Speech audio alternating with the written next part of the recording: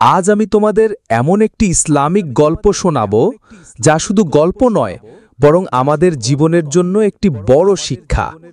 3টি রুটি আর 3 জন অদৃশ্য অতিথির গল্প। এক গ্রামে এক গরিব মানুষ বাস করত। সারাদিন কষ্টের কাজ করে সে ঘরে ফিরল মাত্র 3টি রুটি নিয়ে। সে নামাজ পড়ল, আল্লাহর শুকরিয়া আদায় করল, তারপর খেতে বসল। হঠাৎ দরজায় কড়া নাড়ার শব্দ। সে দরজা খুলে দেখে এক ক্ষুধার্ত অতিথি দাঁড়িয়ে আছে।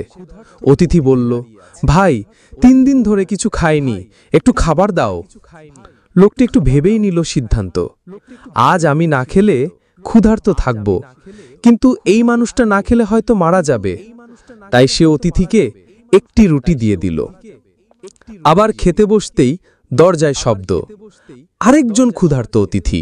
সে বিন্দুমাত্র দেরি না করে দ্বিতীয় রুটিটিও দিয়ে দিল। এবার শেষ রুটিটা হাতে নিয়ে খেতে যাচ্ছিল সে, কিন্তু আবার দরজায় শব্দ। তৃতীয় জন অতিথি হাজির। লোকটি এবার কিছুক্ষণ ভেবেছিল, তারপর বলল, আমার কাছে কিছু না থাকলেও আমি আল্লাহর কাছে থাকব। হয়তো আল্লাহই আমাকে পরীক্ষা করছেন, এবং শেষ রুটিটিও দিয়ে দিল। সেদিন রাতে সে ক্ষুধার্ত অবস্থায় ঘুমিয়ে পড়ল। হঠাৎ স্বপ্নে দেখতে পেল সে জান্নাতে প্রবেশ করেছে। সোনার প্রাসাদ, নদীর ধারা আর অসংখ্য নিয়ামত। সে এক ফেরেশতাকে জিজ্ঞেস করল, আমি এত বড় পুরস্কার কিভাবে পেলাম? ফেরেশতা বলল, তুমি যে 3 জন অতিথিকে রুটি দিয়েছিলে তারা সাধারণ মানুষ ছিল না। আল্লাহ তোমাকে পরীক্ষা করার জন্য তাদের পাঠিয়েছিলেন।